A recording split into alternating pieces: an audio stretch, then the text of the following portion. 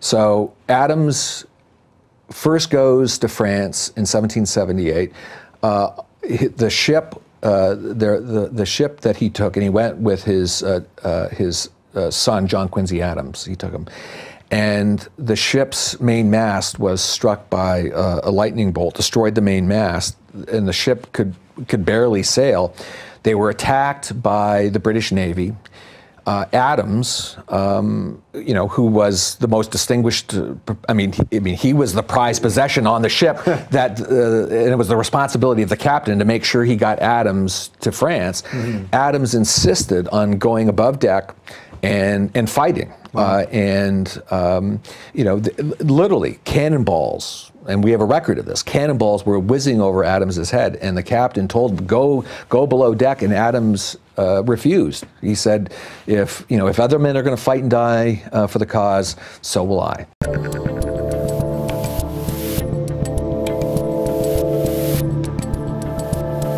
Adams's greatest contribution to the American Revolution, which has gone entirely neglected by historians, is, I mean, the great moment of independence is not July 4th. It's actually July 1st. Because that was the day when arguments were going to be taken up in the Continental Congress for or against independence. And John Dickinson, who was from Delaware and who himself had been one of the intellectual leaders of the revolutionary movement up until that point, stood up and gave a 3-hour speech against independence. Dickinson was a kind of moderate or cautious revolutionary, we might say. After he sat down, the room fell silent. And everybody sort of very nervously looked around the room. Who would be the person to stand up and argue for independence? Because the person who stood up to argue for independence would be, of course, reported to George III as the man who's making the argument for independence. And let's pause for just a second. What was Dickinson's argument, basically? That just we shouldn't do this now? Because he was a revolutionary? I mean, it sounded like he would have wanted freedom, right? Yeah, oh, for sure. Absolutely.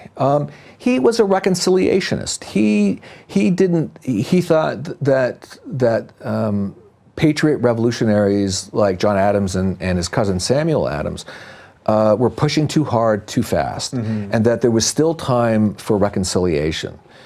But the Adams cousins and Thomas Jefferson as well, and George Washington, interestingly enough, they believed, and this is particularly now in the light of Concord and Lexington, right? Concord and Lexington had taken place in, I think, April 1775, the year before. So armed conflict had already begun in the colonies, in Massachusetts in particular. When we'd already had the Battle of Bunker Hill and all that stuff. So bloodshed had already happened. So at this point, for Adams, the Rubicon had been crossed.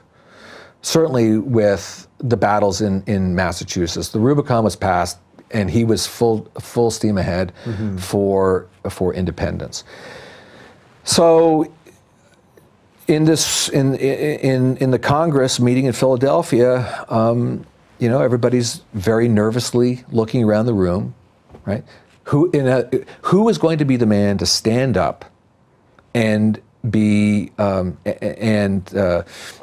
and essentially be committing treason? Because if this doesn't go your way, you're essentially signing your own death warrant. Correct. At a certain level. Yeah. Certainly your political life and probably your real life. Yeah, no, that's exactly right.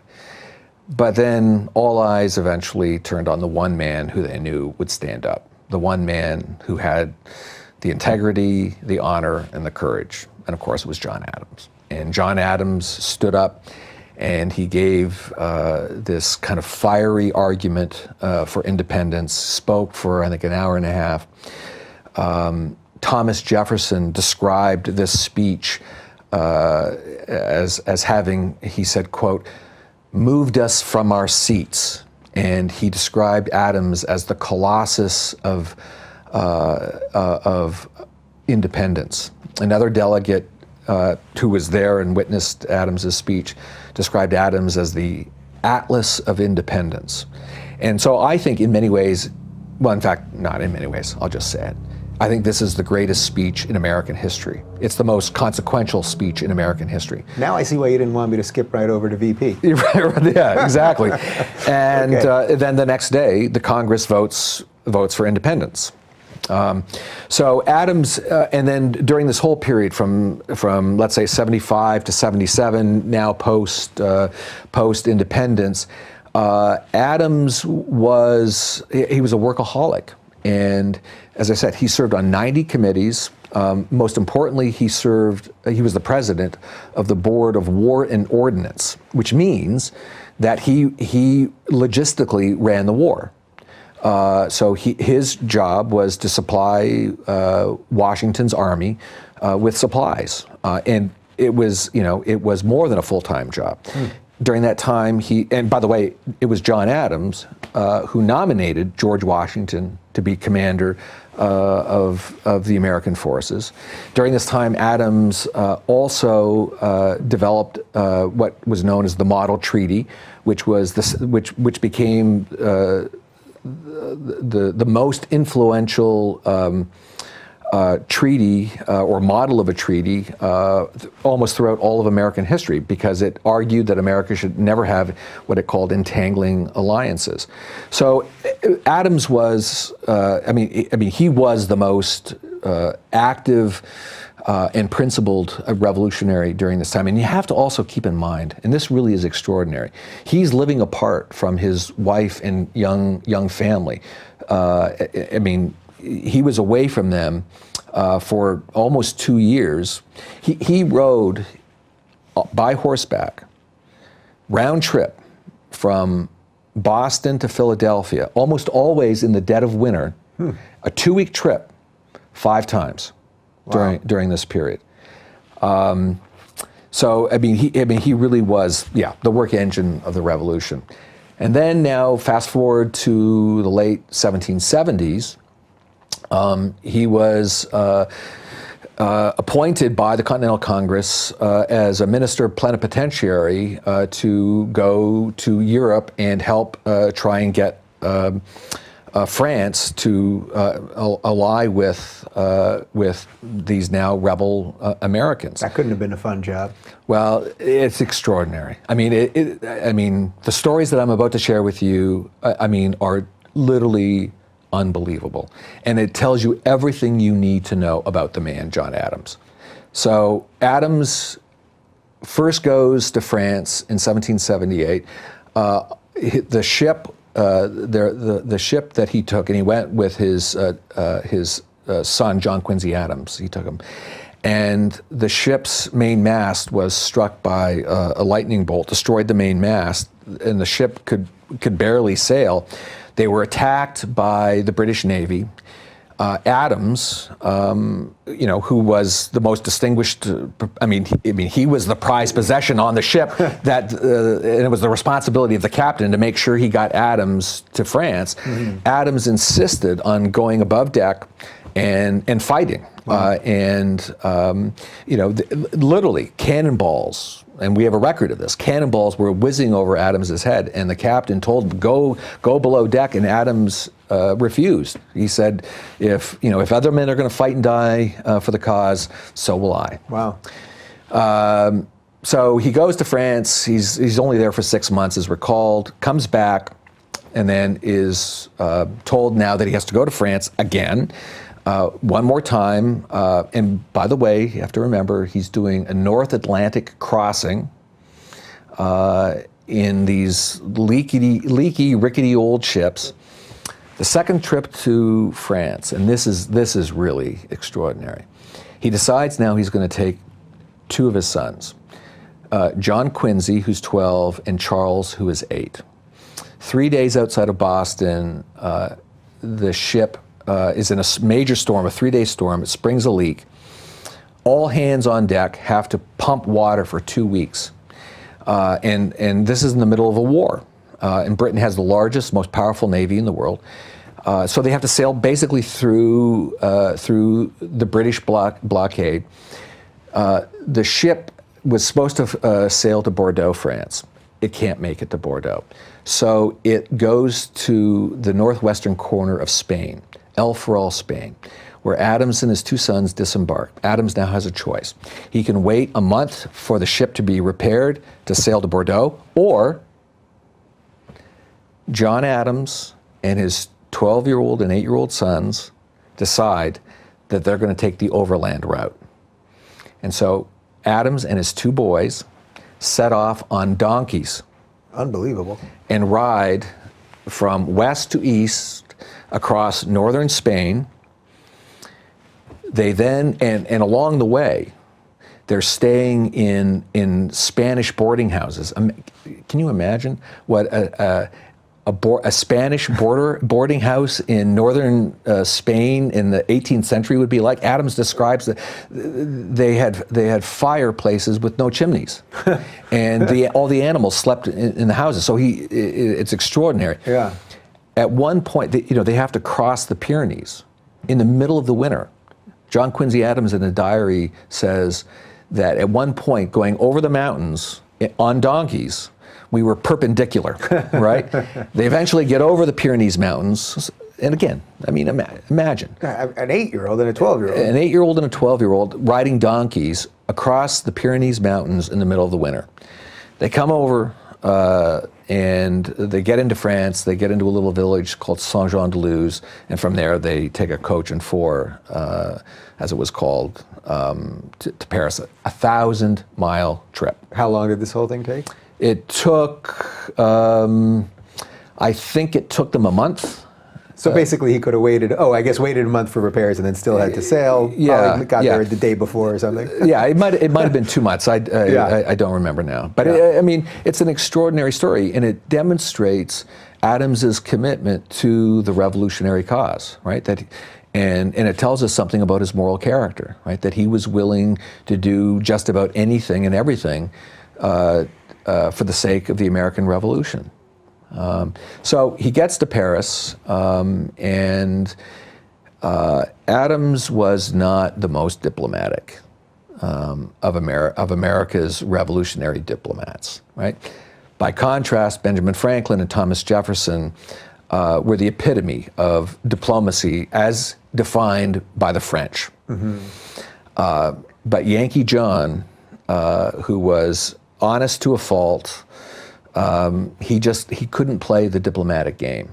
Is Thomas Jefferson the ambassador at this time? No, Jefferson is not quite yet in France. Jefferson will come a few years later. Okay. But Franklin was there. Okay. Yeah. So Adams was not a great success at the court of Louis XVI. So he decided he would leave France and instead go to the Netherlands, where he conducted what he called militia diplomacy. And he spent the first year trying to get the Dutch bankers to commit to funding the American Revolution, which he was successful at doing. And then he finally got the Dutch government to recognize the American Revolution. And during that I think 2-3 year period that he was in Holland, I mean, he was a workaholic. I mean, he's working now 7 days a week. He's working 16-hour days. He actually got malaria and was deathly ill during his time there. But it was his performance as a European diplomat, despite the fact that he broke all the rules of diplomacy, despite the fact that he was not a, let's call it a manicured diplomat. I mean, the bottom line is he got the job done. And then he is appointed to be the first ambassador to the court of St. James in Britain. So he goes to Britain in I think 1785, where he serves as the diplomat, America's ambassador to Britain. And if I could, one more quick story, which I'm trying to share with you and your audience the extraordinary character of this man. Yeah, well, I like that we're getting a sense of the real person here, and not just the political philosophy. Yeah. So in 1784-85, he'd already made several North Sea crossings in the winter, which is a brutal crossing to have to make. And he has to go back one last time to secure more loans from Dutch bankers. And he boards ship. He's deathly ill, but he does it. And again, a day out of port, the ship hits a massive storm, and the ship gets close to Holland, but is effectively shipwrecked on a deserted Dutch island.